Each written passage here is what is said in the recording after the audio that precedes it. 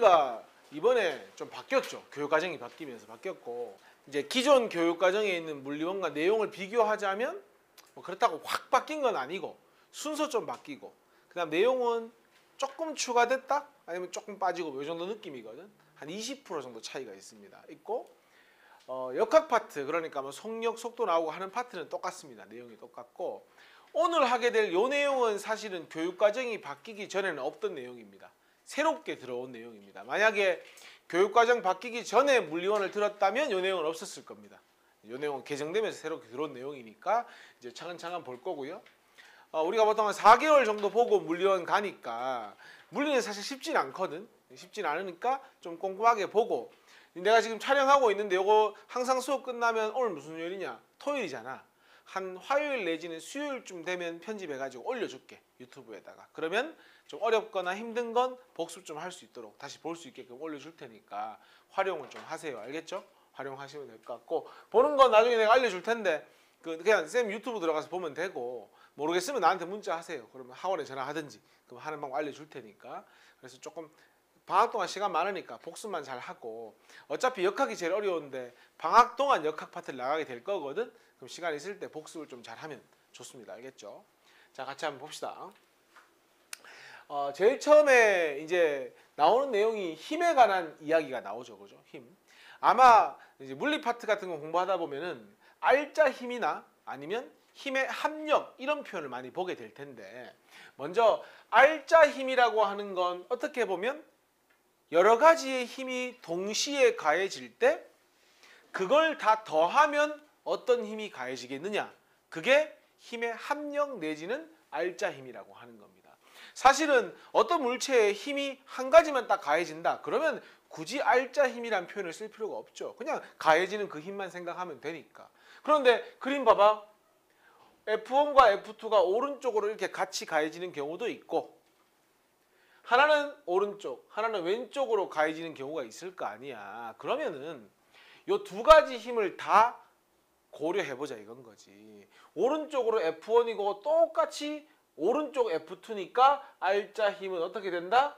F1과 F2를 더한 것이 알짜 힘이 되는 거지. 쉽게 말해서 오른쪽으로 한 명은 2N 당기고 한 명은 5N 당겨봐. 그럼 쉽게 1차원적으로 생각하면 되잖아.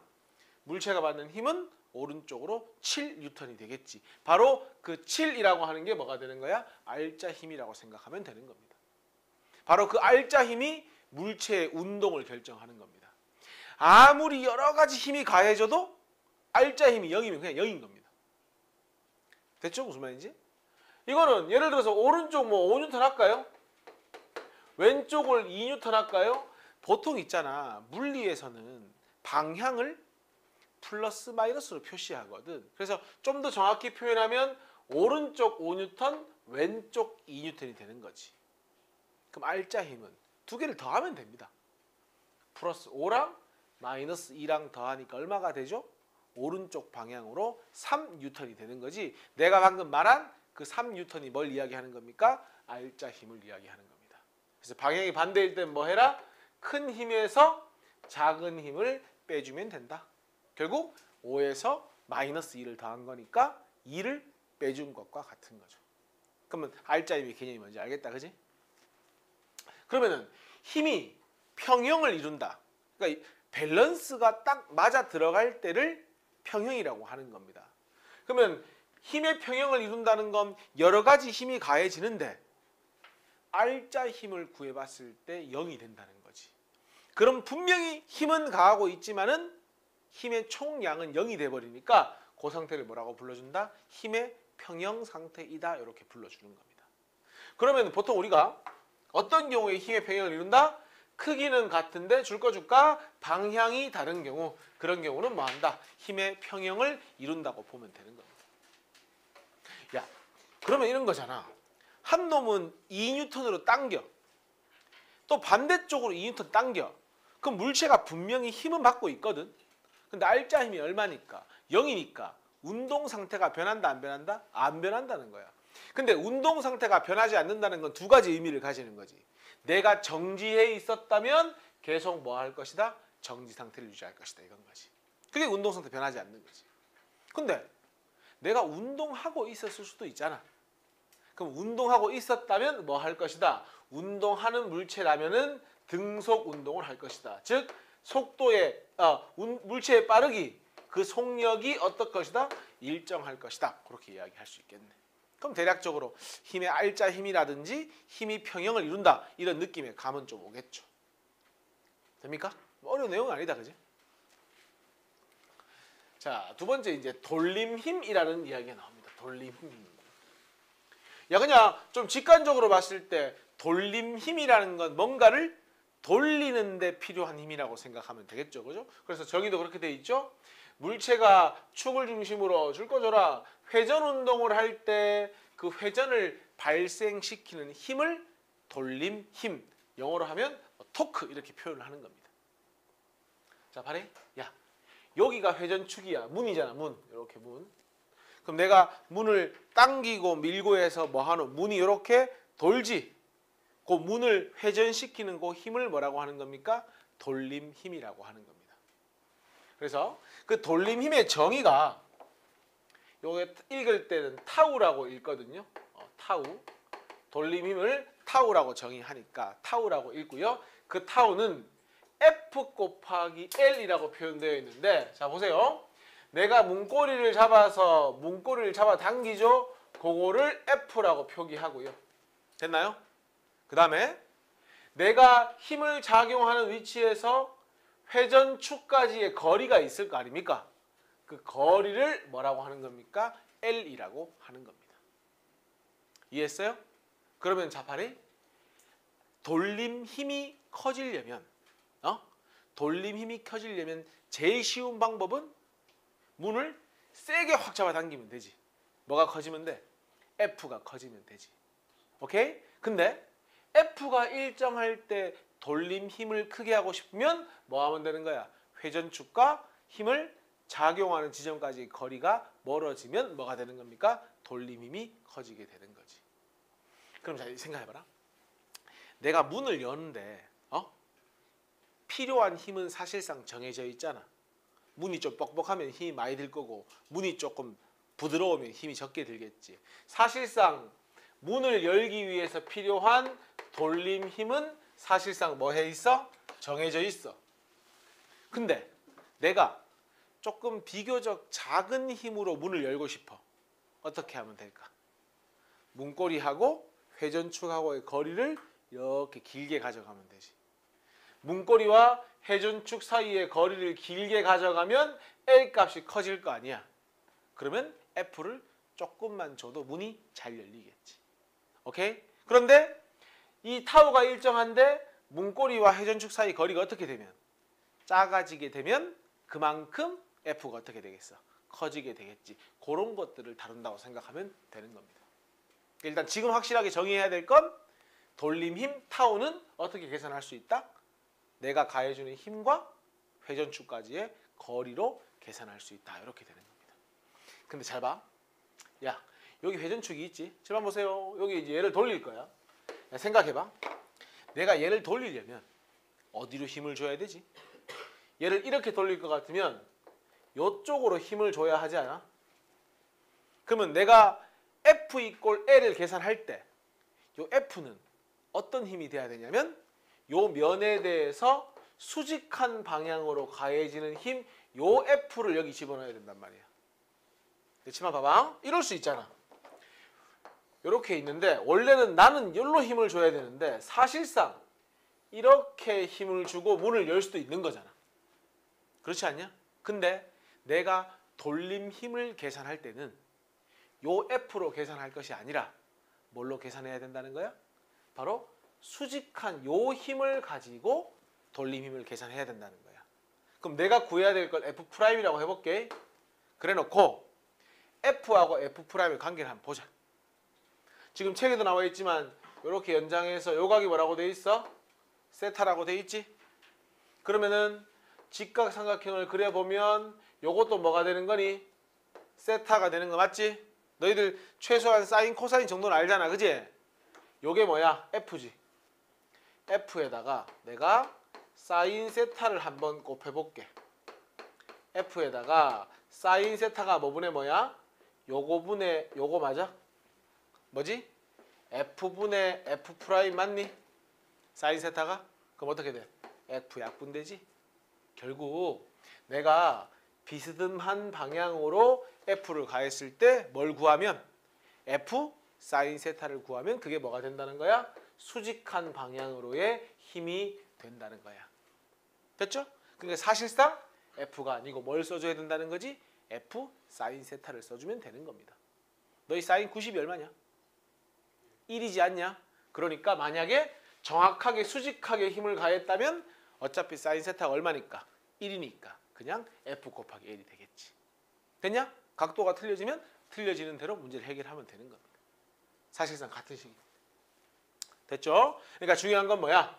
어디로 힘을 가하든 간에 우리는 회전축에 대해서 수직한 방향으로의 힘을 이용해서 뭐 한다? 돌림 힘을 구한다. 그런 얘기고요. 돌림 힘의 방향은 두 가지겠지? 시계 방향도 있을 것이고 시계 반대 방향도 있겠지. 그러면 시계 방향을 플러스로 하면 시계 반대는 마이너스가 될 거고 시계 반대가 플러스가 되면 시계 방향은 마이너스로 표기할 수 있다. 그 정도 방향을 정리하면 됩니다. 핵심은 뭐다? F 곱하기 L이 돌림 힘이다. 이렇게 되는 겁니다. 됐냐? 자, 봅시다. 기본 문제 한번 볼까요?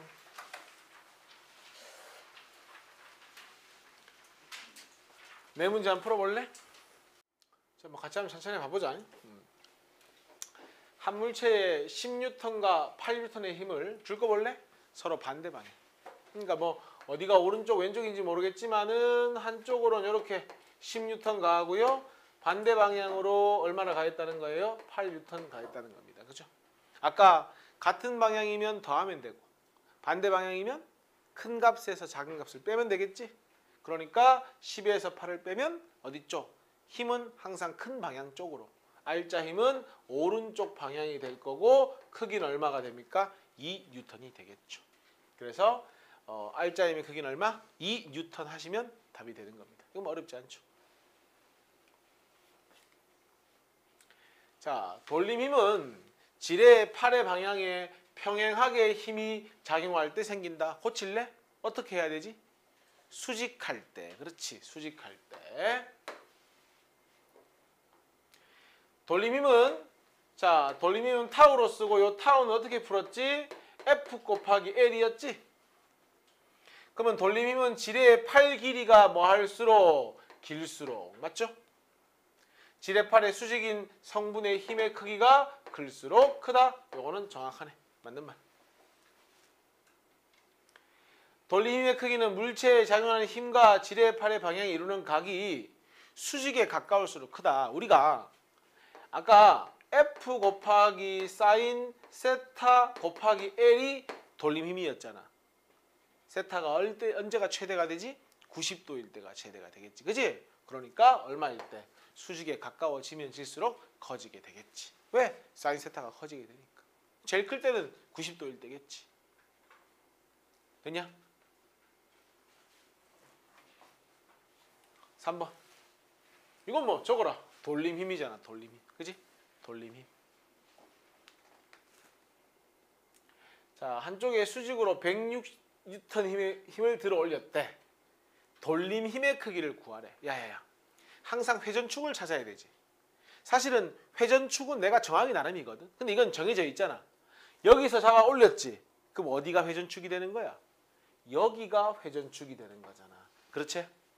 그러면 요거 요렇게 해가지고 요렇게 돌아갈 거 아닙니까? 요런 식으로 돌아갈 거 아닙니까? 회전축으로 해가지고.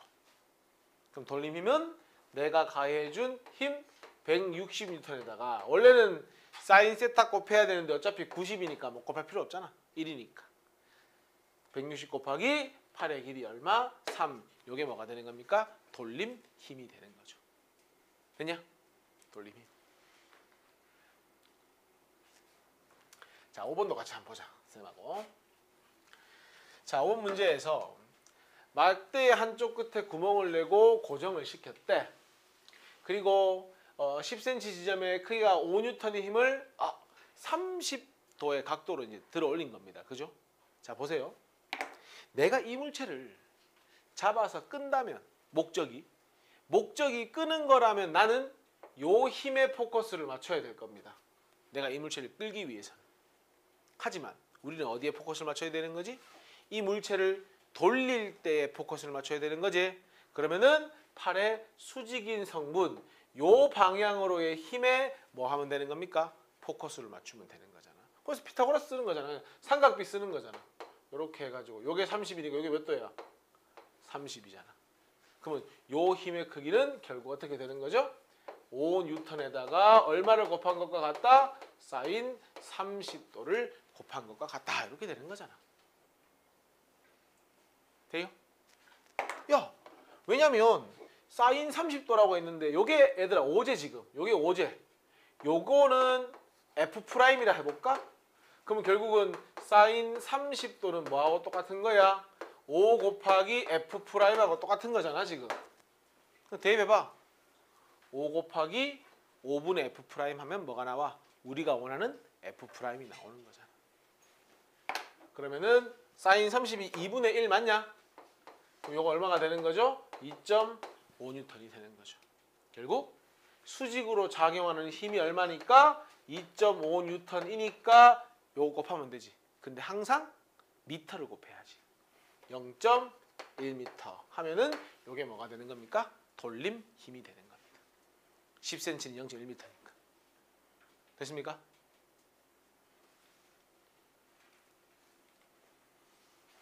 자, 6번 문제 볼까요? 자, 물체의 두 점에 서로 반대 방향으로 같은 크기의 힘 F가 각각 작용하였대. 7번 봐봐. 좀 이따 얘기 할 건데 어차피. 야, 이렇게 한번 물어보자. 직관적으로 이거 지금 R자 힘이 얼마냐? 힘의 크기 어때? 같지? 방향은? 반대지? 그럼 R자 힘 얼마? 제로 맞아. 그럼 얘는 움직일까 안 움직일까? 일단 위치가 바뀌진 않아. 대신에 뭐는 움직이겠어? 회전을 하겠지. 무슨 말이 되냐?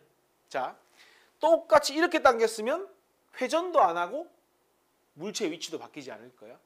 그러면 힘의 평형도 0이고 돌림 힘의 평형도 0인 거야. 이해하지? 그런데 힘의 평형은 0이 맞아. 움직이지 않아. 위치가 바뀌지 않는다고. 하지만 돌림 힘의 평형은 0이 아닌 거지. 그러니까 어떻게 되겠어? 회전을 돌아가겠지. 어떻게 회전하겠어? 여기를 중심으로 회전하지 않겠어? 여기 얼마야? 2분의 R 반이니까 요것도 2분의 R이니까 요게 뭐가 되는 거야? 중심축이 되는 겁니다. 그러면 문제에서 돌림 힘의 합을 구하래. 돌림 힘 몇 가지야? 두 가지잖아.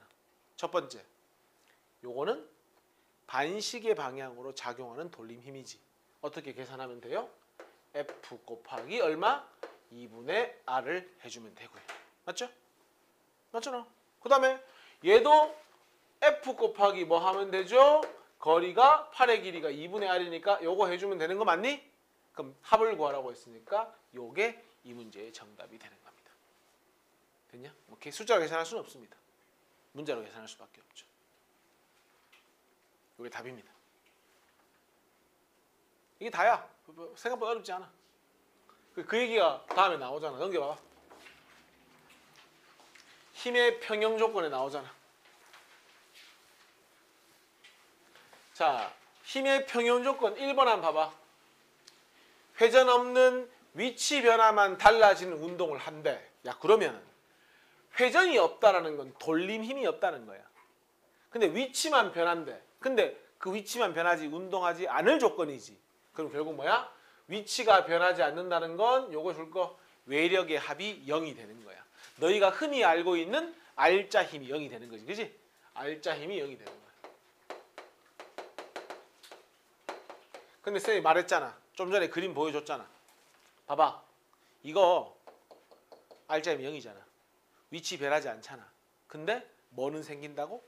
회전은 생긴다고. 그래서 회전 운동까지 하지 않을 조건은 뭐가 평형을 이루어야 되는 거야? 돌림 힘까지 뭐 해줘야 되는 거야? 평형을 이루면은 위치도 바뀌지 않고 회전도 하지 않는 거야. 그러니까 중학교 고1 통합과학 수준에서는 위치가 변하는 것만 계속 다뤘었는데 물리원에 오면서 뭐 해보는 거지? 회전에 대한 공부를 한 번 더 해본다 생각하면 되는 겁니다. 됐냐? 그럼 볼까? 몇 가지 예를. 돌림 힘이 평형을 이루면 회전 상태가 변하지 않는다. 볼게요. 여기가 중심축이지 얘들아. 그럼 요게 팔의 길이야. 맞지? 요 추가 무게가 있을 거 아닙니까? 그러면 이쪽 방향으로 뭐가 작용하겠어? 돌림 힘이 작용하겠지. 이해하냐? 또 팔의 길이가 L2야. 추에 무게가 있으니까 이쪽 방향으로 돌림 힘이 작용하겠지. 야, 요거는 그림 봐야지 같이. 요거는 시계 반대로 돌림 힘. 요거는 시계 방향으로 돌림 힘. 그 두 개가 뭐 해야지만 같아야지만 회전 운동하지 않는다는 거지. 돌림 힘 구하는 공식은 추의 무게 F1에다가 팔의 길이, 추의 무게 F2에다가 팔의 길이인데 이 두 개의 값이 뭐 하면 같으면 돌림 힘 평형을 이루고 있고 회전 운동하지 않는다. 그 얘기를 하고 있는 거잖아. 같은 얘기잖아. 빼서 0이 되는 거나 두 개가 같은 거나. 별표 하나 칠까? 결국 뭐가 돌림 힘의 합이 0이 되면 뭐 하지 않는다? 회전 운동하지 않는다. 이렇게 되는 겁니다. 됐나요? 별거 없습니다. 생각보다. 야, 이것도 마찬가지 똑같은 얘기잖아. 아래쪽으로 돌림 힘 작용. 맞나요? 요게 회전축.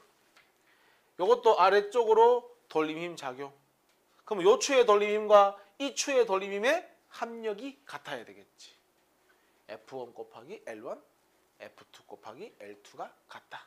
결국 요게 0이다. 이렇게 되는 거지. 그럼 그게 돌림 힘이 0이 되는 겁니다. 됐습니까?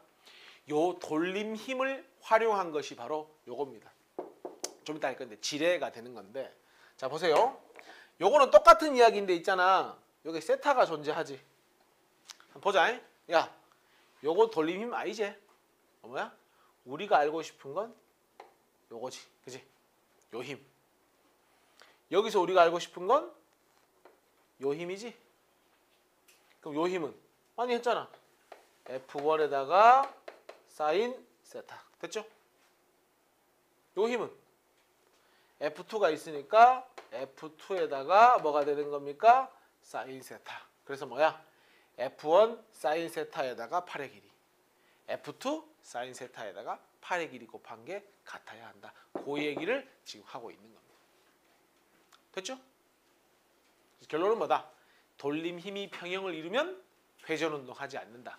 그럼 문제를 푸는데 회전하지 않는데 뭐 하란 얘기야? 돌림 힘이 같다로 이용해서 문제를 풀으란 얘기인가 되는 거야. 됐냐? 그럼 또 회전도 안 하고 위치도 안 바뀐대. 그럼 모든 힘이 뭐 되면 되는 거야? 평형이 되면 되는 거야. 그렇게 문제 해결할 겁니다. 자, 돌림 힘 응용이 바로 지뢰죠. 지뢰. 같이 한번 봅시다. 너희들 지뢰의 목적이 뭔지는 알지? 목적이 뭐고? 적은 힘으로 큰 힘의 효과를 내는 게 그 지뢰의 원리입니다. 원래 중학교 과학에 지뢰가 들어있었는데 교육과정 바뀌면서 없어졌어. 우리가 흔히 알 수 있는 지뢰가 어떤 거 있노? 그 병따개 같은 거. 병따개를 병을 이렇게 병 따려고 하면 힘들잖아. 그래서 지뢰를 이용해서 쉽게 병을 따는 겁니다. 그게 대표적인 지뢰입니다. 낚싯대나 뭐 손톱깎이 이런 건 전부 지뢰라고 생각하면 됩니다. 어떤 느낌인지 알잖아, 그지? 자, 봐봐. 여기 지금 물체가 있는데 내가 이 물체를 원래 들어 올리려면 이 물체에 뭐만큼 힘을 줘야 해? 무게만큼 힘을 줘야만 이 물체를 들어 올릴 수 있는 거 맞지? 자, 보세요. 내가 이 물체를 들어 올리기 위해서 여기를 누를 거야. 그럼 이쪽으로 무슨 힘이 작용해? 아래쪽으로 돌림 힘이 작용을 하겠지, 그지? 지금 한번 볼래요? 이 물체도 밑으로 뭐 하려고 하노? 내려오려고 하지, 이렇게? 그럼 무슨 힘이 작용해? 돌림 힘이 작용하겠지. 그러면은 요 돌림 힘하고 요 돌림 힘이 최소한 같아야만 물체를 들어 올릴 수 있고. 맞나? 결국 요 누르는 힘이 얼마야? F잖아. 그럼 왼쪽 아래로 작용하는 돌림 힘은 F 곱하기 8의 길이. 문제 없나? 물체가 작용하는 돌림 힘은 물체의 무게가 아래쪽으로 누르는 힘이잖아. W 곱하기 8의 길이. 요거 문제 없나? 그럼 요 두 개가 어떻다는 거지? 같으면 얘가 이제 딱 힘의 평형을 유지하고 있겠지. 결론적으로 내가 줘야 할 F는 이항 해봐. 물체의 무게 뭐의 곱과 같다? A분의 B를 곱한 것과 같은 거지. 근데 여기서 그림도 나왔지만 누가 더 길어? A가 B보다 길지? 그럼 요 값은 1보다 큰 값이야? 작은 값이야? 1보다 작은 값이니까 무게보다 작은 힘을 이용해서 뭐 할 수 있는 거야? 물체를 들어 올릴 수 있는 거야. 됐어요? 요게 지뢰의 원리가 되는 거지. 그럼 내가 만약에 이 물체를 좀 더 작은 힘으로 들고 싶다. 어떻게 하면 될까? 요 물체는 여기로 갖다 붙이고 내가 누르는 방향은 좀 더 먼 곳에서 누른다면 뭐 할 수 있겠어? 조금 더 작은 힘으로 물체를 들어 올릴 수 있겠지. 이해합니까? 무슨 말인지? 그게 지뢰의 원리가 되는 겁니다. 만약에 요 길이하고 요 길이가 똑같다면 어떻게 되겠어? 그냥 물체의 무게만큼 힘을 줘야 물체를 들어 올릴 수 있게 되는 겁니다. 요게 돌림 힘을 이용하는 겁니다. 됐나요? 자, 연습 문제 넘어가시고요. 바로 기본 문제로 한번 가볼까요?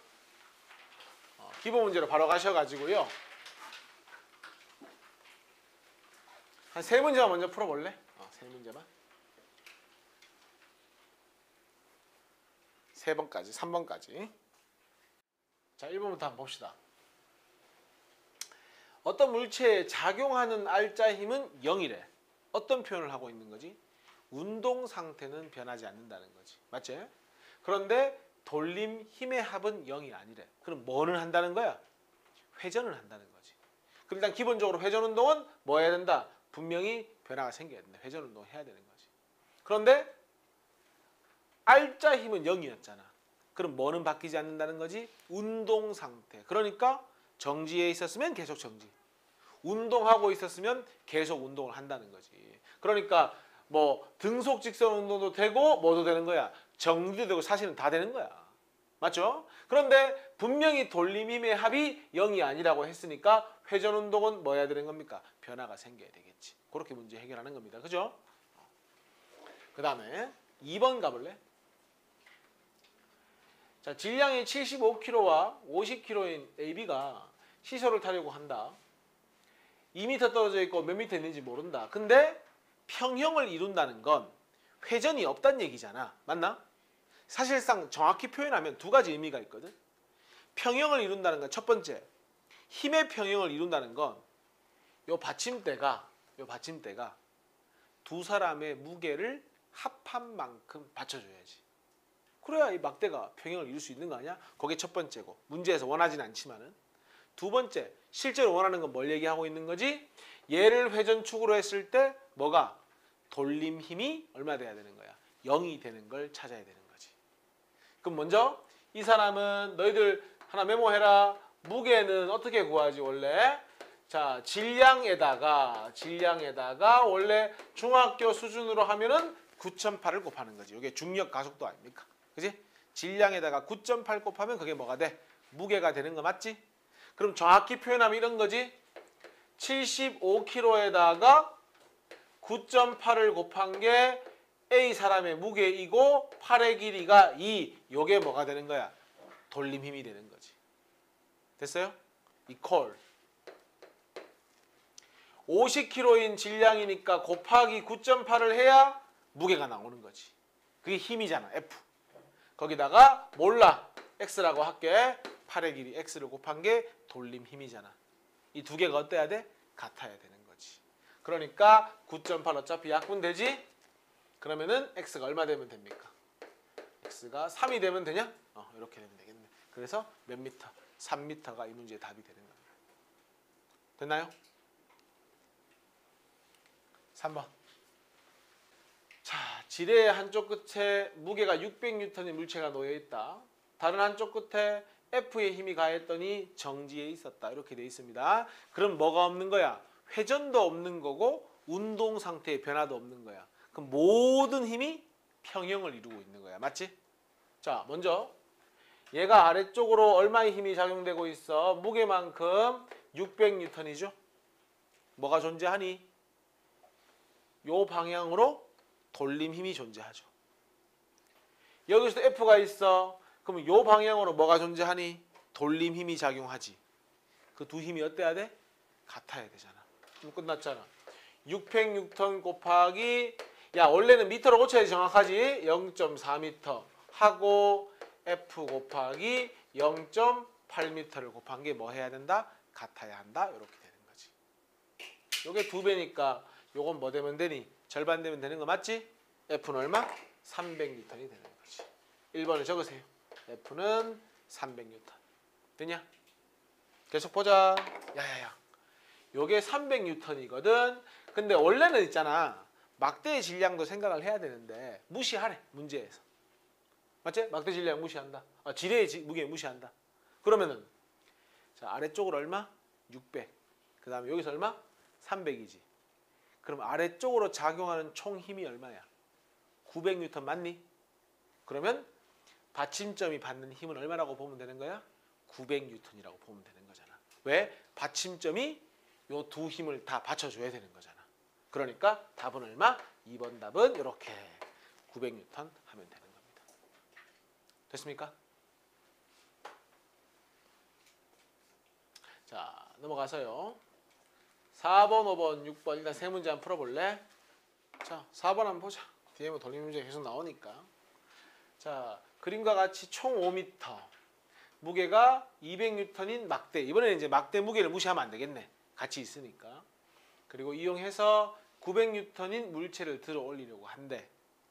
아 이때 필요한 F의 크기구나. 그러면은 지금 얘를 눌러가지고 얘를 들어봤자 막대의 운동 상태가 변하는 건 아니잖아. 회전 운동만 하는 거니까 뭘 생각하면 돼? 돌림 힘을 생각하면 되겠지, 그지? 그러면은 필요한 F의 크기는 요 물체의 돌림 힘과 요 F에 의한 돌림 힘이 같다로 문제를 풀면 되겠지, 그지?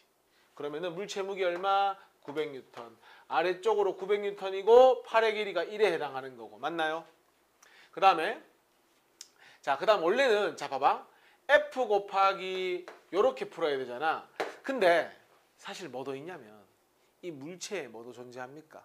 무게도 존재하지. 그래서 요 문제는 원래 무게 중심을 이용해서 문제를 풀어야 된단 말이야. 그래서 요거는 나중에 무게 중심을 배워서 문제를 풀겠습니다. 알겠죠? 별표만 쳐놓고 무게 중심이라고만 써놓으세요. 요거는 나중에 무게 중심 배우고 다시 풀겠습니다. 요거는 넘어갈게요. 무게 중심 배워서 풀어야 되니까 넘어가시고요. 바로 5번으로 갈게요. 무게 중심 오늘 할 거거든. 일단 5번부터 볼게. 자, 그림은 막대의 회전축의 왼쪽으로 20cm 3N, 오른쪽으로 각도는 45, 30cm 떨어져 있습니다. 여기 뭐라고 돼 있노? 이 막대는 회전하지 않고 정지 상태를 유지하고 있대. 회전하지 않고란 얘기는 뭐가 평형을 이루고 있다는 얘기예요? 돌림 힘이 평형을 이루고 있다는 얘기입니다. 그죠? 돌림 힘이 평형을 이루고 있다.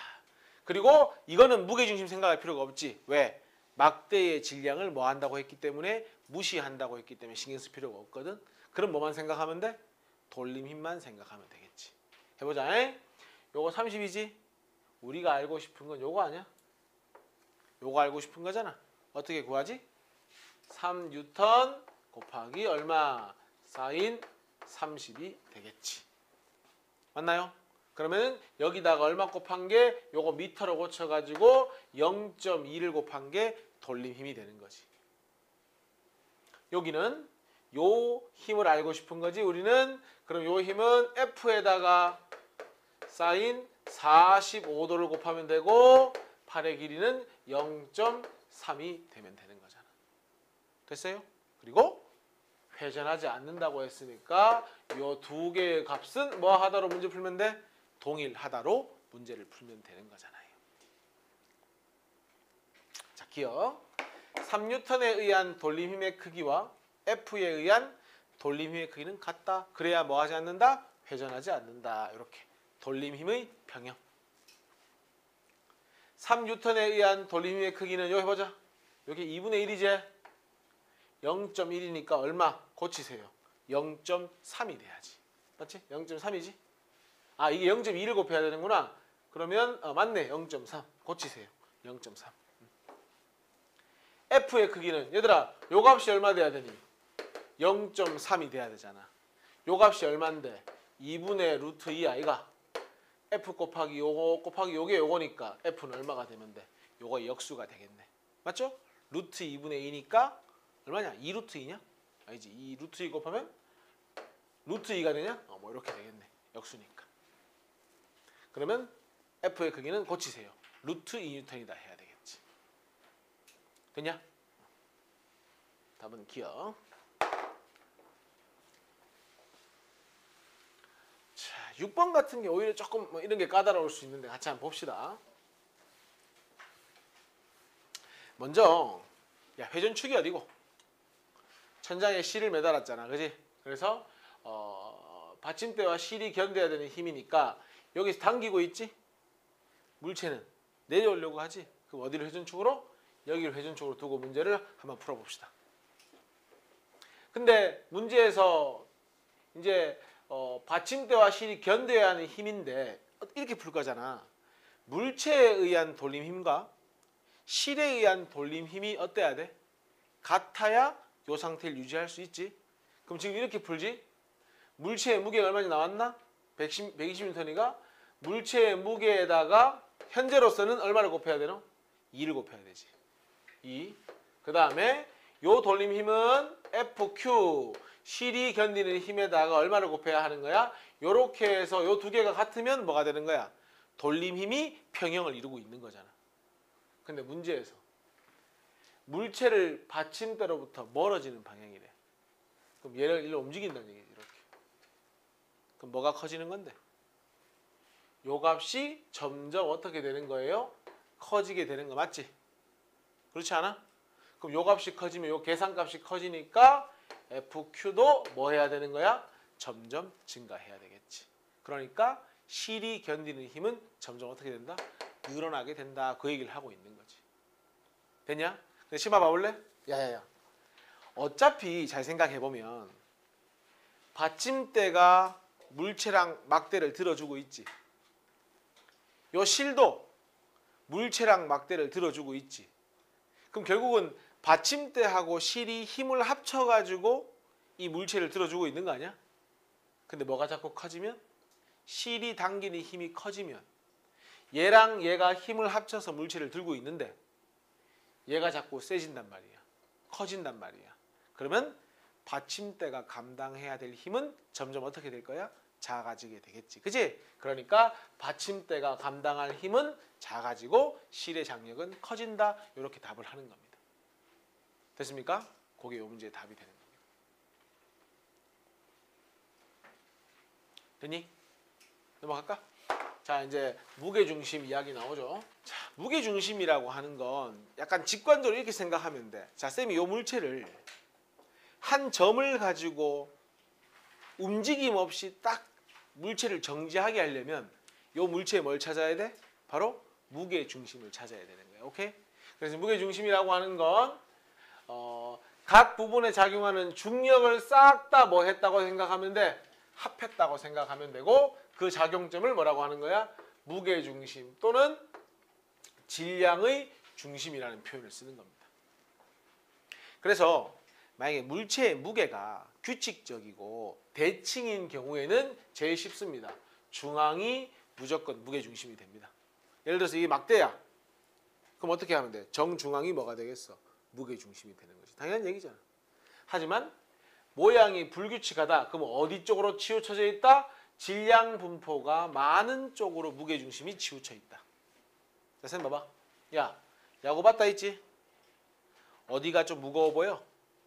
여기가 무거워 보이지? 자, 여기가 정중앙이야.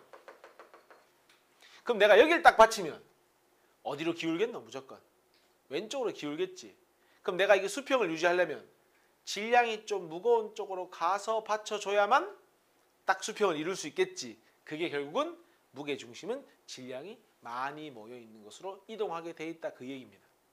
그래서 물체의 무게가 바로 요래 생겼잖아. 예를 들어서 여기가 정중앙이거든. 무게중심 어디에 있겠노? 아래쪽에 있는 거지. 질량이 많은 쪽으로. 반대로 모양이 요래 생기면 여기가 정중앙이거든. 무게중심 어디 있겠어? 여기에 있겠지. 그렇게 판단하는 겁니다. 그래서 항상 대칭인 경우에는 그냥 정중앙. 대칭이 아니면 무게가 조금 많이 나가는 쪽으로 뭐 한다? 무게중심이 좀 치우친다. 이렇게 해석할 수 있다는 얘기입니다. 됐죠? 자, 불규칙한 물체는 그러면 무게중심을 어떻게 찾느냐? 이런 거야. 자, 먼저 실로 매달아 볼게. 실로 매달아서 얘를 수평을 유지시켜 보고, 또 요 모양대로 실을 매달아 가지고 뭐 할 수 있어? 수평을 유지할 수 있지. 그럼 요때 수평 유지했을 때 두 점 연결하고, 요때 수평 유지했을 때 두 점 연결하면 만나는 점이 있을 거 아니야. 여기 교점. 요 교점이 뭐가 되는 거야? 바로 무게중심이다. 이렇게 되는 거지. 이해하겠냐? 그럼 저기를 딱 받치면 요 물체는 뭐 할 수 있겠어? 정지된 상태로 돌아가지도 않고 움직이지 않고 멈출 수 있다. 그게 결국 뭐합니까? 무게중심입니다. 어렵진 않다, 그지? 요거는. 그래서 중요한 건 이겁니다. 평형 상태와 무게중심이 중요한데 결국은 물체에 뭘 떠받치면은 무게중심을 딱 떠받쳐 주잖아? 그럼 두 가지를 다 만족하는 거야. 뭘 만족하는 거야? 힘의 평형도 만족을 하고요. 그 다음에 돌림 힘의 평형도 만족을 하는 거야. 그러니까 쌤이 봐봐. 이 막대에다가 무게중심을 딱 받치잖아? 그럼 움직이지도 않고 회전도 안 할 거 아니야. 결국 뭘 만족한다는 거지?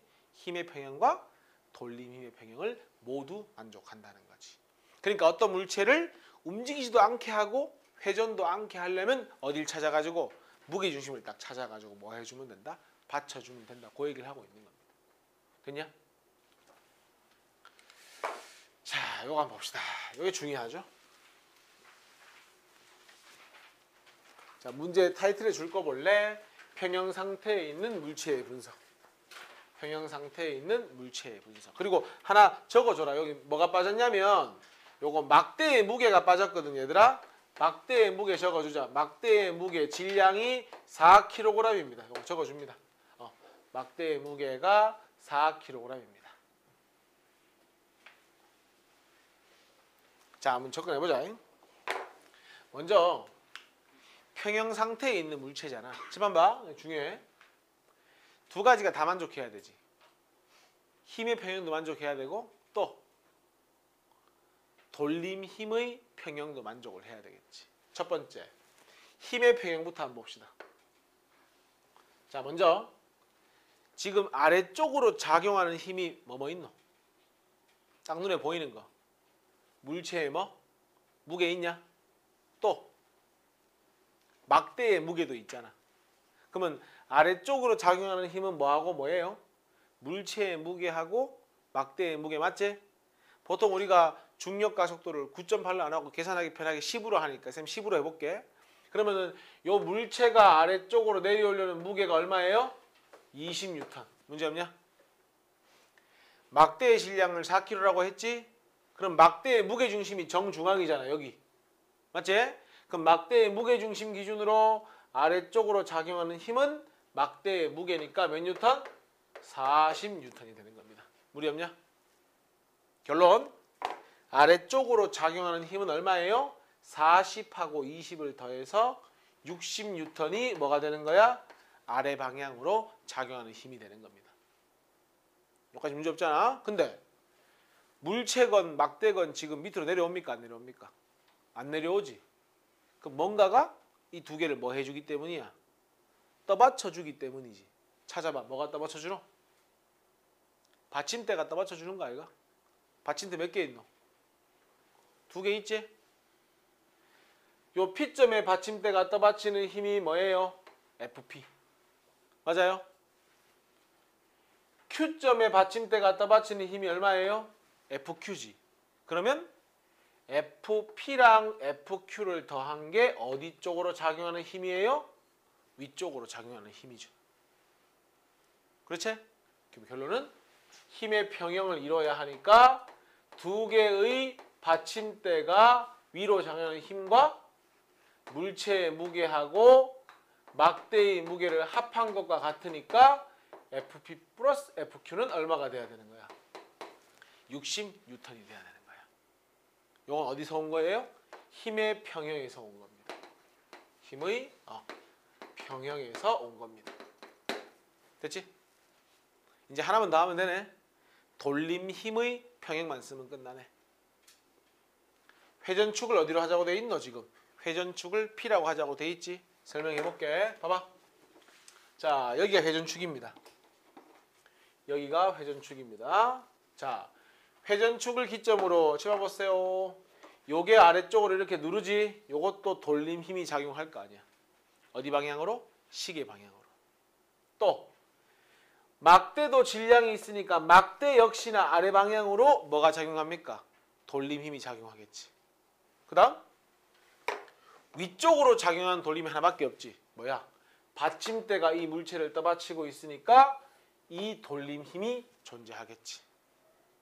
됐어? 그러면은 이 돌림 힘과 요 돌림 힘을 더한 것과 받침대가 위쪽으로 돌아가려는 힘, 요 돌림 힘을 더 계산한 것이 어때야 돼? 같다가 성립하면 되잖아. 식을 써볼게. 요 힘이 F 막대제. 막대의 무게 얼마야? 40N이잖아. 그러면 40N 곱하기 8의 길이 얼마니? 여기서 여기까지 길이 3m지. 그래서 40 곱하기 얼마가 되는 거야? 3 이렇게 되는 거야. 맞아? 그 다음에 더하기. 물체의 무게는 20m 맞니?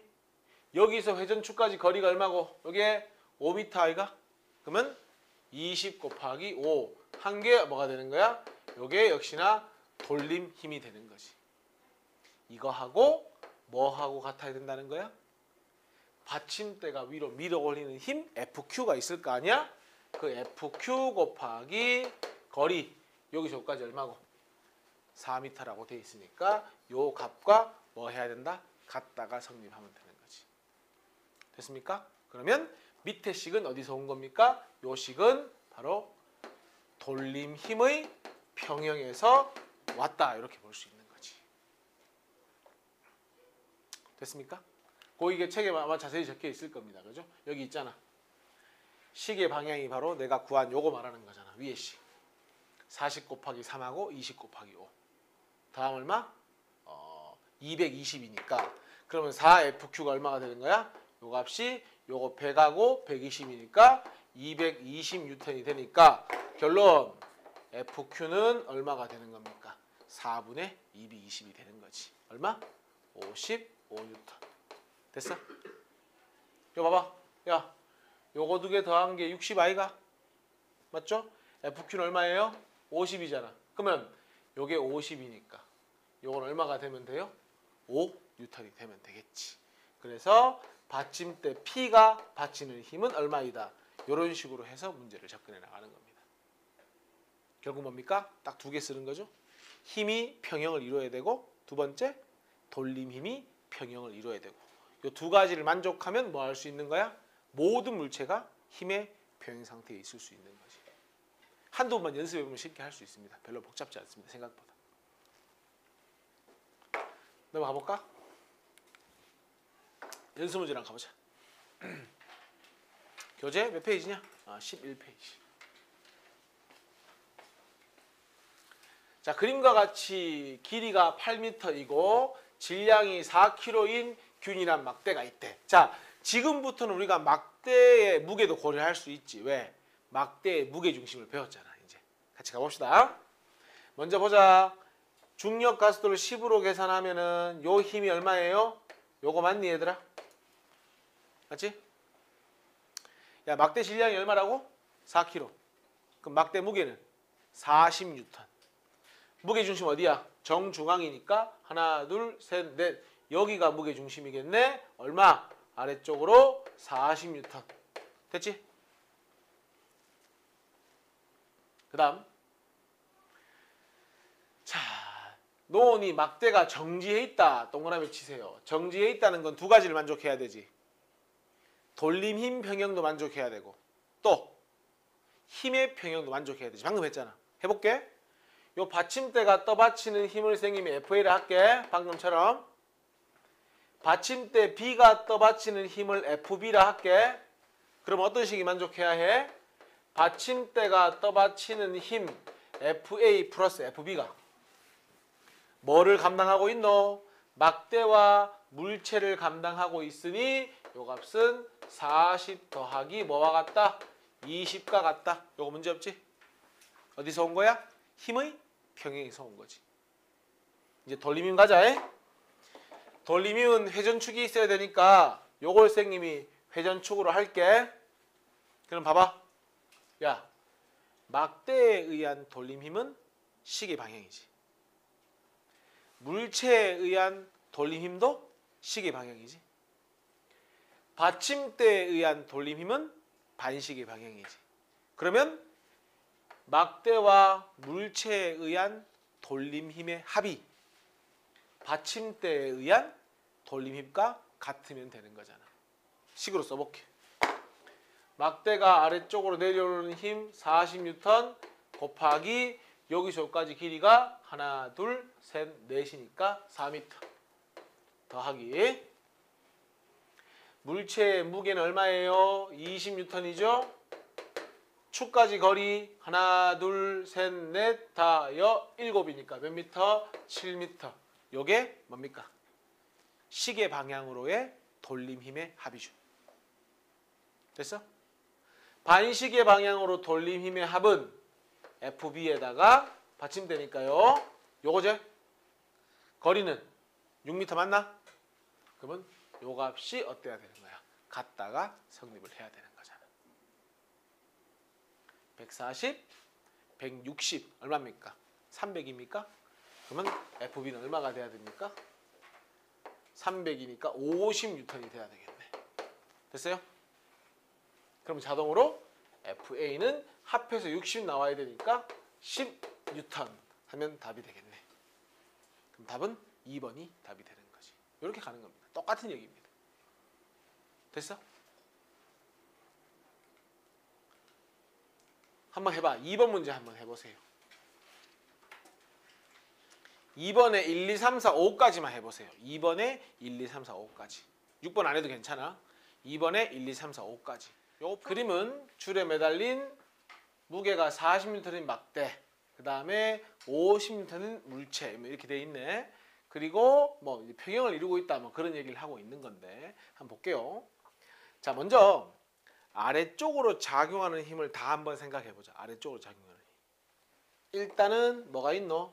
물체의 무게가 아래쪽으로 작용하고 있지. 요 막대의 무게중심 알려줬네, 그지? 친절하게. 무게중심에서 아래쪽으로 무게만큼 40N.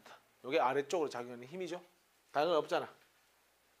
그럼 뭔가 위쪽으로 작용하는 힘이 있으니까 안 내려오는 거잖아. 바로 위쪽으로 작용하는 힘은 줄 A와 줄 B가 잡아당기는 힘이 위쪽으로 작용하는 힘이죠. 멈춰 있을 수 있는 건 막대와 물체의 무게의 합 얼마? 90N이랑 실의 장력이 합한 것이 뭐 해야 된다? 같아야 된다. 그게 성립을 해야 되는 거잖아. 그래서 문제에서 묻는 것도 연직 위로 작용하는 힘 적어라. FA 플러스 FA, FB 이렇게 적자. FA, FB. 실이 잡아당기는 힘 위쪽으로 작용하는 힘 뭐 FA, FB. 줄 A, 줄 B도 괜찮고 FA, FB로 돼 있네. FA, FB.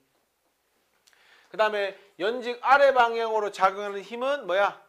막대의 무게와 물체의 무게 이렇게 가는 거지. 막대의 무게와 물체의 무게.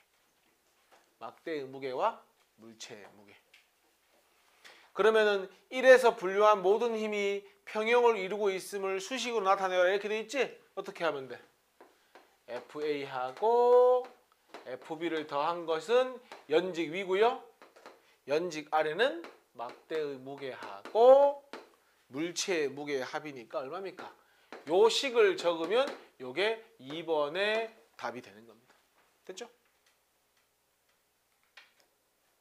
3번. 돌림 힘이지 이번에는. 근데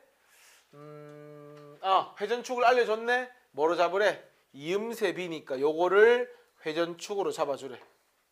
됐냐? 그러면은 자 보세요. 요 힘과 요 힘은 회전축이 이렇게 있으면 이렇게 작용하는 거지. 아래쪽으로. 그럼 어디로 돌려주는 거지? 이렇게 돌리는 거잖아. 무슨 방향이에요? 시계 방향 맞냐? 시계는 요게 시계 방향이구나. 반시계 방향이 되겠네. 그러면은 여기 시계 반대 방향으로 회전시키는 돌림 힘을 여기다 써주면 되겠지? 적어볼게.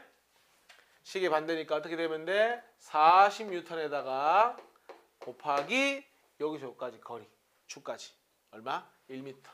이렇게 됐나요? 또 더하기 50N 곱하기 얼마? 0.7 이렇게 하면은 요게 돌림 힘이 되는 거잖아요. 근데 돌아가지 않잖아. 왜 돌아가지 않는 거지? 누군가가 시계 방향으로 돌림 힘을 주고 있으니까 여기 있잖아. 맞지? 요거 돌림 힘은 FA 곱하기 여기서 여기까지 거리 얼마? 2m가 되는 거죠. 됐나요? 그러면 위의 식과 아래 식이 같다로 해결하면 되는 거잖아. 됩니까? 40하고 여기 얼마냐? 35니까 75 맞습니까? 그러면 FA 곱하기 2가 얼마가 되는 거야? 이게 75N이 되겠네. 됐어? 그럼 FA는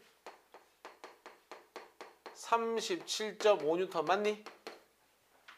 FA, FB가 얼마야? 90이잖아.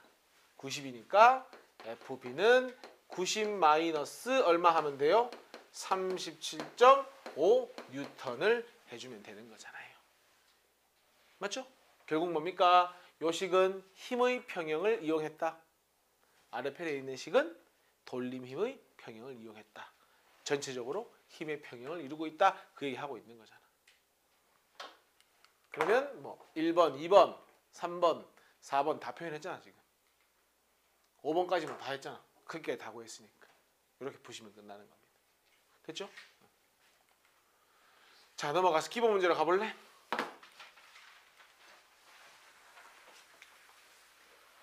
자, 기본 문제 일단 4문제만 풀어볼래 얘들아? 4번까지만. 한번 봐봐. 1번.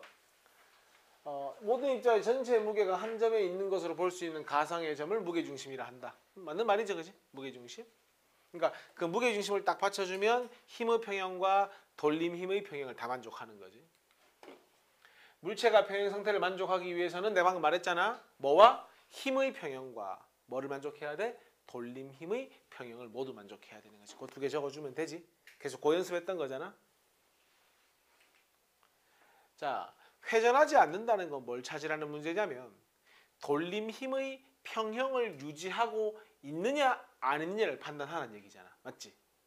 근데 회전축이 주어지지 않을 땐 우리가 정해도 괜찮아. 어차피 어디를 잡아도 평형을 이뤄야 하거든. 돌림 힘이. 그럼 나는 여기를 회전축으로 잡아볼게. 오케이? 그러면은 2N과 5N에 의한 돌림 힘은 시계 반대 방향. 4N에 의한 돌림 힘은 시계 방향. 그게 같다면 회전하지 않겠지. 확인합시다. 2 곱하기 거리 x 하고 5 곱하기 거리 2x 맞나요? 얼마입니까? 계산하면 10x랑 2x니까 얼마가 돼요? 12x가 됩니까? 반대로 요거는 4N 곱하기 x니까 몇 x예요? 3x. 이것도 얼마야? 12x. 답 나와버렸네. 얘를 축으로 했을 때 어때? 돌림 힘이 완벽히 평형을 이루고 있잖아요. 회전합니까? 안 합니까? 안 하니까 회전하지 않은 건 몇 번이야? 답 1번. 이렇게 푸는 겁니다. 야, 우리 다른 거 한 번 더 확인해보자. 회전하는가? 자, 마찬가지. 쌤, 저 이번엔 회전축 1로 잡고 싶은데요. 상관없어. 마음대로 해. 이렇게 잡아. 그러면은 요 두 힘은 어디로 돌리노? 시계 반대로 돌리고 요 힘은 시계 방향으로 돌리겠지. 그지? 그럼 갑니다. 4 곱하기 3x 바로 갈게. 12x 플러스 2 곱하기 2x 얼마? 4x 하면 얼마예요? 16x가 되고요. 5 곱하기 x 하면 얼마가 됩니까? 5x가 되죠. 누가 더 크니? 16x가 더 크잖아. 그러니까 시계 방향으로의 돌림힘보다는 반대 방향으로의 돌림힘이 더 크잖아. 어떻게 되겠어? 물체가 이렇게 얘를 축으로 회전하게 되겠지. 답이 안 되는 거지. 그런 식으로 판단하는 겁니다. 됐나요?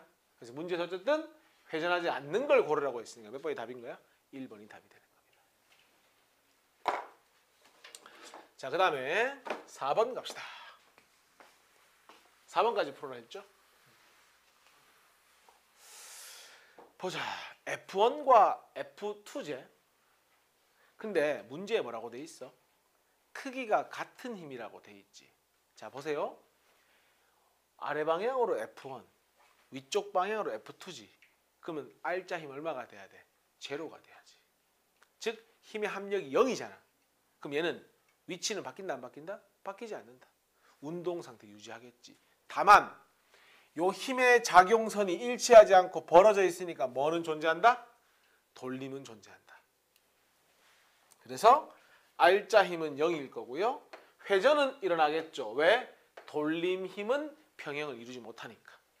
어떻습니까? 이렇게 반식의 방향입니까? 회전하겠죠. 여기까지 됐니? 그 다음 막대가 F1과 같은 방향으로 직선 운동한다? 안 한다니까? 물체의 움직임은 없습니다. 뭐만 합니까? 고치세요. 회전 운동만 하는 거지, 이 물체는. 어떤 느낌인지 알겠죠? 그죠? 답은 기억, 니은이 답이 되는 겁니다. 나머지 세 문제 풀어볼래? 5, 6, 7. 자, 한번 봅시다. 자, 이제 이런 문제 나오면 항상 분석을 해야지. 결국 위아래지, 지금 이거. 자, 먼저 다 정지해 있잖아. 회전하지도 않잖아. 그럼 누누이 말하고 있지만 힘의 평형과 돌림 힘의 평형이 다 유지가 돼야 되잖아. 쉬운 것부터 가자. 연직 아래 방향으로 작용하는 힘은요. 요 100N 있지? 얘가 이렇게 내려오는 힘이 있잖아. 근데 얘가 안 돌아가는 이유가 뭔데? 손이 요 막대를 이렇게 잡아당기고 있으니까 회전이 없는 거 아니야? 맞지? 모르니까 F로 할게. F. 근데 연직 아래로 작용하는 힘은 결국 뭡니까? 100N하고 F하고 더한 게 연직 아래. 그럼 연직 위는 뭔데? 어깨. 어깨가 막대를 받쳐주고 있잖아. 그래서 내려오지 않게 받쳐주고 있는 거지. 마치 받침점처럼. 그러니까 요 값은 뭐하고 똑같아야 된다? 어깨가 막대를 밀어 올리는 힘과 같아야 된다. 요게 힘의 평형을 활용한 거지. 돌림 힘 갑시다. 여기가 회전축이면은 돌림 힘도 평행이 이루어야 되니까 100N 곱하기 60cm. 정확히 하면 원래는 이렇게 가야 되지. 0.6m. 이퀄 F 곱하기 얼마가 돼야 되는 거야? 0.3m가 되는 거지. 그러면 F가 나오잖아요. 손이 누르는 힘은 2대 1이니까 1대 2가 돼야 되니까 얼마를 눌러주면 돼요? 200N을 눌러주면 되겠죠. 이렇게. 맞냐? 그러면은 요 값이 얼마니까요? 200이니까요. 연직 아래로 총 300이거든요. 그럼 어깨가 받쳐주는 힘은 합쳐서 얼마? 300N이 되면 되겠네요. 그래서 막대가 철수의 어깨를 누르는 힘이나 뭐 어차피 어깨가 막대를 밀어오는 힘이나 똑같단 말이야. 그러니까 얼마가 되면 돼요? 300N이니까 4번이 답이 되면 되는 겁니다. 됐니? 계속 똑같은 거 하고 있는 거야 지금. 6번.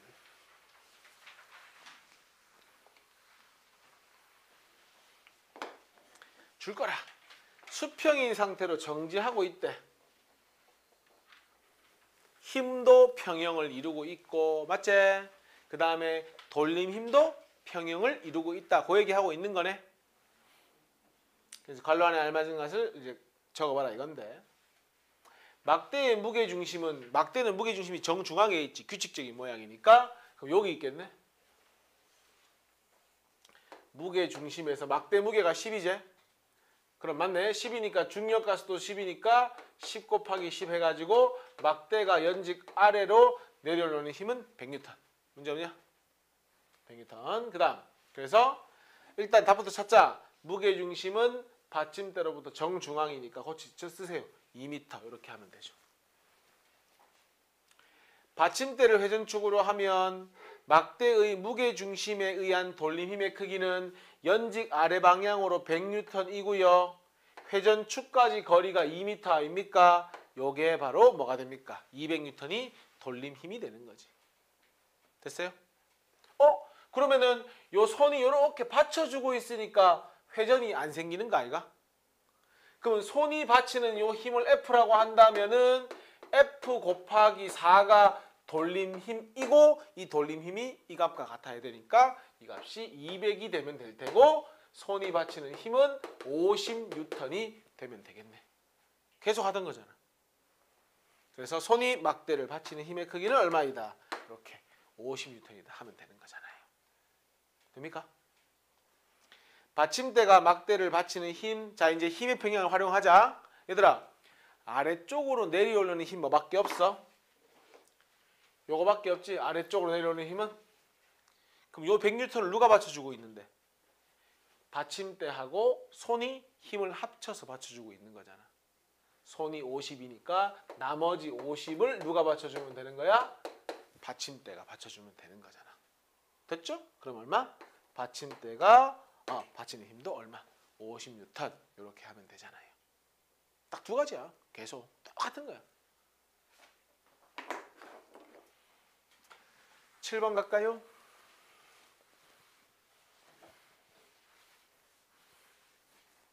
자, 이것도 두 가지 이용하자. 힘의 평형 활용하고 또 돌림 힘의 평형 활용하고. 자, 힘의 평형은 막대의 무게중심 정중앙에 있지? 중력가속도 10이라고 했지? 그럼 무게 얼마? 20N. 연직 아래로 20N. 물체의 무게도 연직 아래로 20N 말고는 없어. 아래쪽으로 작용하는 힘이. 그러면은 연직 아래로 작용하는 힘은 20 곱하기 20 더하기 20이니까 얼마예요? 40N이 될 거고. 그러면은 연직 위로도 힘이 있겠지. 뭐야? 받침대 두 개가 요렇게 받쳐주잖아요. 맞냐?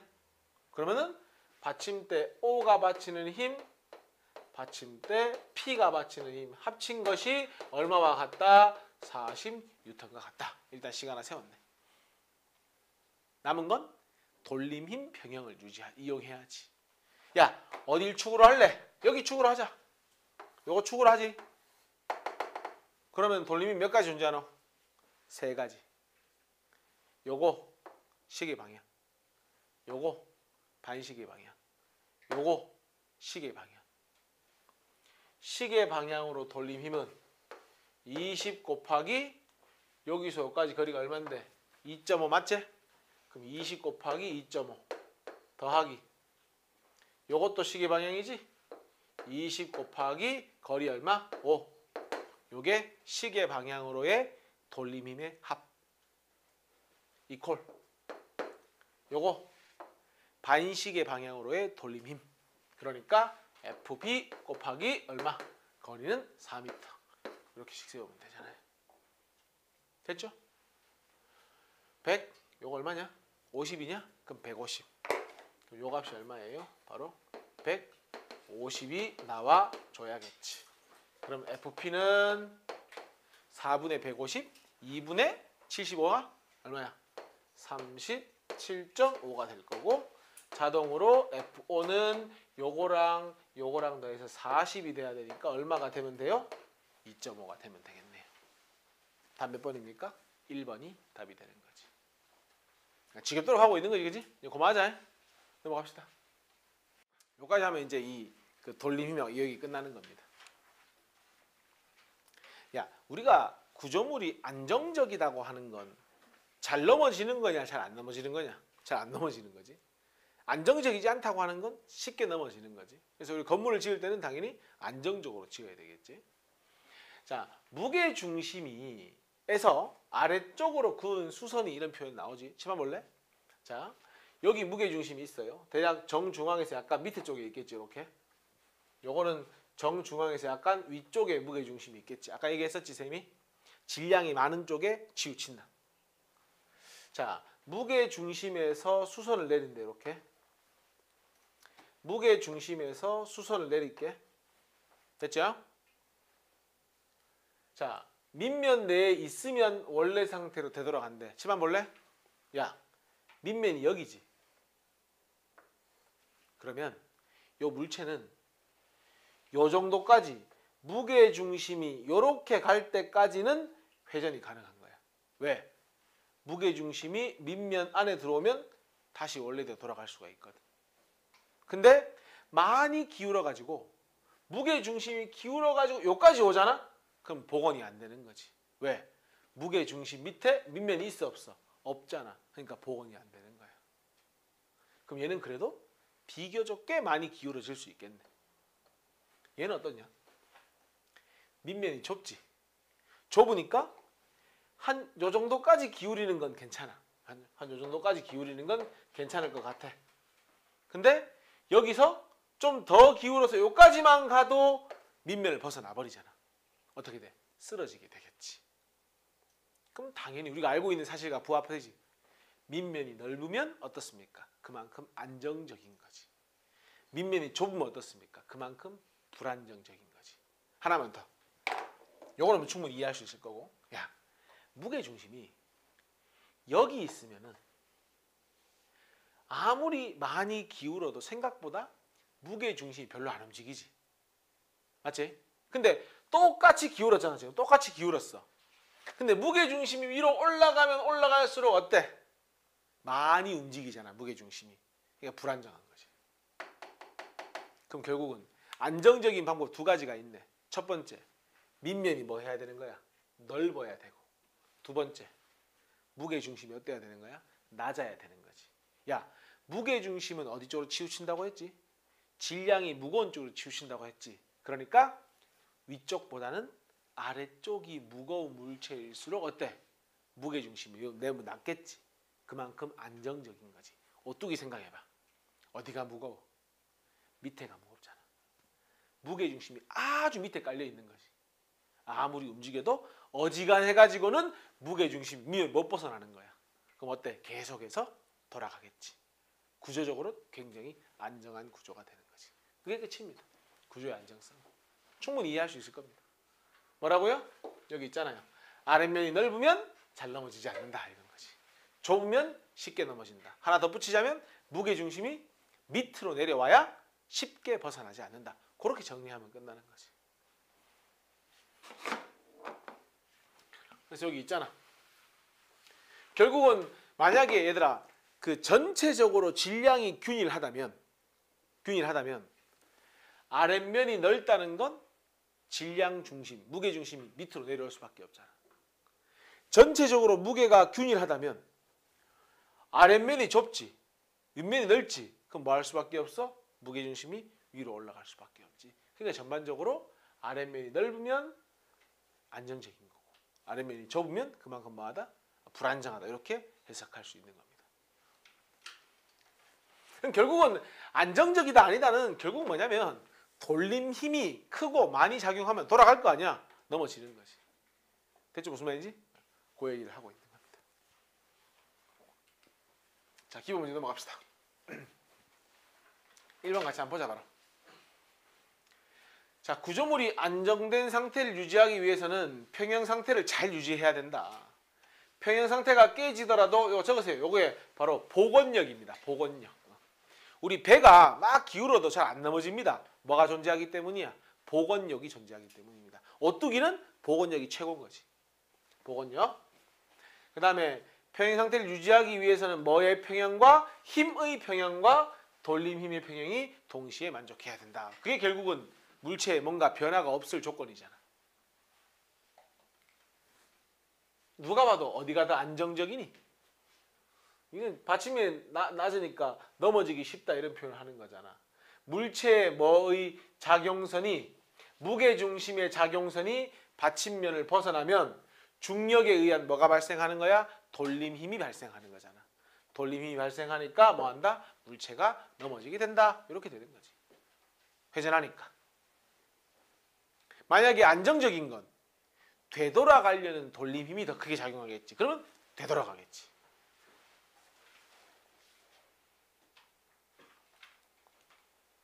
두 문제 한번 답 찾아볼래? 3번, 4번. 자, 3번 한번 볼까? 자, 가는 수평면에 놓인 물체의 모습이고요. 기울인 모습이다. 이렇게 되어 있고 P점은 무게중심이고 수직으로 그은성이 표현되어 있네. 그지? 자, 얘는 그러면 지금 얘들아 뭐가 작용하는 아직 조건이야? 아직까지는 복원력이 크게 작용하는 조건이야. 그럼 아직까지는 넘어진다 안 넘어진다? 안 넘어진다고 봐야 되지. 얘는 어떻습니까? 무게중심의 선이 밑면을 넘어섰지? 그럼 뭐 한다고 보는 거야? 얘는 넘어진다고 봐야 되겠지. 그 차이지. 자, 기억. 가나 가정에서 무게중심은 위로 올라간다. 야, 가나에서 봐봐. 밑면이 원래 넓었지. 그럼 나로 가면 밑면이 좁아지는 거잖아. 맞지? 밑면이 좁아지면 그만큼 무게중심 어디로 향해야 되는 거야? 위로 향해야 되는 거 맞지? 그러니까 무게중심 위로 올라가는 거지. 근데 얘들아, 나에서 다로 가면 아예 넘어갔지 이제. 치마 볼래? 원래 여기가 밑면이었지. 요 그림에서는 여전히 여기가 밑면이지. 복원되니까. 근데 여기서는 아예 넘어갔지. 이제 어디가 밑면인 거야? 여기가 밑면이 된 거지. 아예 넘어갔으니까. 그러면 밑면이 넓어지는 거하고 똑같은 효과잖아. 그럼 무게중심은 어떻게 돼야 되는 거야? 아래로 내려가는 거야. 그 차이야. 복원이 되느냐 안 되느냐. 복원이 된다면 원래의 면이 밑면이고, 복원이 안 된다는 건 이제 밑면 자체가 바뀌어버리는 거지. 넓어지니까 무게중심 내려가는 거지. 이해하냐? 다 상태에서 물체를 놓으면 당연히 고민할 거 뭐 있냐? 쓰러지는 거지. 답은 기억, 니은, 디귿 이렇게 가는 겁니다.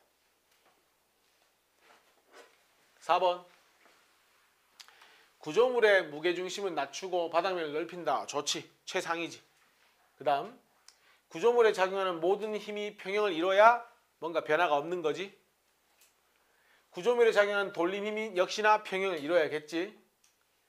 자, 구조물이 평형 상태에 기울었을 때 방금 했잖아 우리. 복원이 될 때는 오히려 무게중심이 올라갔었지. 근데 이건 복원이 안 되니까 쓰러지지. 쓰러지니까 오히려 무게중심이 어떻게 됐어? 아래로 내려갔잖아. 그러면 답 몇 번이야? 4번이지. 기울였을 때 무게중심이 위로 떠줘야 다시 돌아가는 거지. 답 몇 번입니까? 4번이 답이 되는 거야. 되겠나요? 그러니까 사실은 3번과 4번이 연결된 문제지. 그래서 같이 풀어보라 했던 거야. 구조물의 무게중심의 작용선이 조금 기울여도 그렇지 벗어나지 않아야 안정적으로 유지할 수 있는 거지. 맞는 얘기잖아. 답 몇 번이다? 4번이 답이 되는 거지.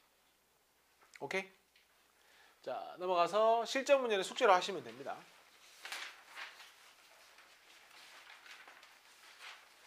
쭉 넘어가서 속력 속도 요거만 한 5분만 보고 마칠게. 그냥 마치고 싶어? 자, 보자. 속력과 속도 요거만 보고 마치자.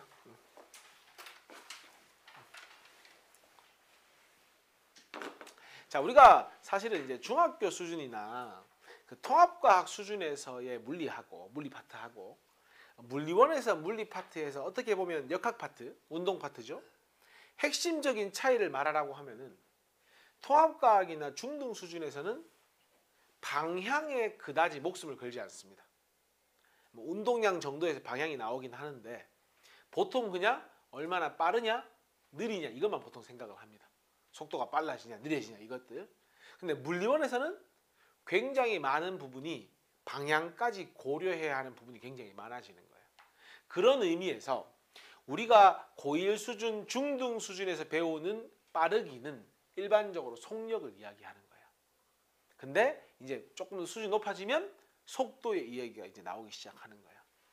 속력과 속도를 구별하는 제일 좋은 방법은 거리하고 변위를 정확히 이해하는 게 중요한 거예요. 그걸 내가 한번 설명해 보려고 하는데, 자 봐봐. 만약에 어떤 출발점 A점이 있는데 도착점 B점이 있어. A에서 B로 가는 방법은 수십 가지지. 이렇게 갈 수도 있고, 그지? 쓸데없이 막 돌아서 갈 수도 있는 거고, 맞잖아. 최단거리로 갈 수도 있는 거잖아. 그러면은 이거는 뭐가 다른 거지? 경로가 다른 거 맞지? 그 경로를 고스란히 영향을 받는 게 바로 이동거리입니다. 이동거리는 어떻지? 이동한 경로를 따라서 실제 움직인 거리가 이동거리가 되는 거거든. 그러니까 1번, 2번, 3번 중에 아마도 이동거리는 3번이 제일 크겠지. 직관적으로 알 수 있지? 그 다음에 1번이고 제일 작은 건 2번이 되겠지. 그리고 적을래? 이동거리는 뭘 고려하지 않는다? 바로 방향을 전혀 고려하지 않는다. 어디로 가는지는 관심이 없어. 얼마나 가는지에만 관심이 있지. 됐죠? 근데 야, 변이는 경로를 무시합니다. 중간에 뭐 집에 갔다 왔건 학원 갔다 왔건 관심 없습니다. 오로지 딱 두 개만 봅니다. 출발점하고 도착점만 딱 봐가지고요. 출발점과 도착점의 최단거리를 뭐라고 하는 겁니까? 변위라고 하는 겁니다. 됐냐? 그리고 이 변이는 뭘 중요하게 생각한다? 방향을 굉장히 중요하게 생각한다. 어디 방향으로 갔느냐? 이걸 중요하게 생각하는 겁니다. 그게 변위가 되는 겁니다. 됐나요? 그러니까 어떤 경로로 가든지 간에 출발점과 도착점 같으면 뭐가 되는 겁니까? 바로 변이도 같다가 되는 겁니다. 바로 평균 속도는 변위를 시간으로 나누는 게 평균 속도고. 됐죠? 이동한 거리를 시간으로 나눈 것이 평균 속력이 되는 겁니다. 그러면 변이는 뭐가 존재합니까? 방향이 존재하지? 그러면 속도도 방향이 존재해야 되는 겁니다. 거리는 방향이 존재하지 않죠? 그러니까 속력 역시나 뭐가 존재하지 않는다? 방향은 존재하지 않는다는 겁니다. 이해할 수 있죠? 그리고 하나만 덧붙이자. 방향이 중요하다고 했는데 참고로 물리에서의 운동 방향은 보통 뭘 가지고 표현한다? 부호를 가지고 표현한다. 그러니까 플러스나 마이너스를 가지고 표현합니다. 일반적으로 오른쪽은 플러스, 일반적으로 왼쪽은 마이너스로 표기하는 게 일반적입니다. 됐어요? 자, 이 문제 한번 보자. 집안 봐. 야, 여기 출발점이지. 여기 도착점이지. 출발과 도착점인데 이렇게 갔거든? 그럼 이동한 거리를 구하려면 뭘 구하면 되노? 원둘레의 반을 구하면 되지. 반지름이 100이야. 그럼 둘레는 200파이. 맞죠? 200파이. 2파이 R이니까 200파이의 절반이니까 이동한 거리는 얼마가 되면 돼요? 100파이가 되면 되고. 문제 없냐? 근데 뭐 중간에 돌아갔건 집에 갔다 왔건 관심 없다니까? 변이는 요 점과 요 점의 최단거리 요거잖아. 그러면은 변이는 얼마가 되면 돼요? 지름이 되면 되는데 뭘 표시해야 된다고? 항상 방향을 표시해야 된다고. 북쪽으로 몇 미터? 200m죠? 200m가 뭐가 되는 겁니까? 변이가 되는 겁니다. 마지막.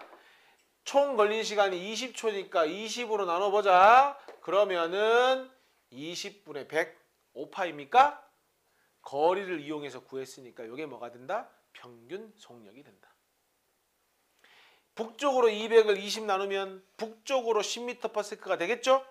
요거는 뭐야? 변이를 이용해서 값을 구했으니까 뭐가 되는 겁니까? 평균 속도가 되는 겁니다. 그러니까 포커스를 속도와 속력이 맞추는 것보다는 정확하게 하려면 이동 거리하고 변이의 포커스를 맞추면 속력과 속도는 자동으로 따라온다는 얘기가 되는 거지. 이해했습니까? 이 개념을 잡는 게 중요한 겁니다. 됐지? 오늘 여기까지만 할게. 하고 다음 시간에 이어서 합시다. 그리고 숙제는 그 앞에 실전 문제 20문제 있잖아. 그거만 풀어서 오면 됩니다. 알겠죠? 여기까지.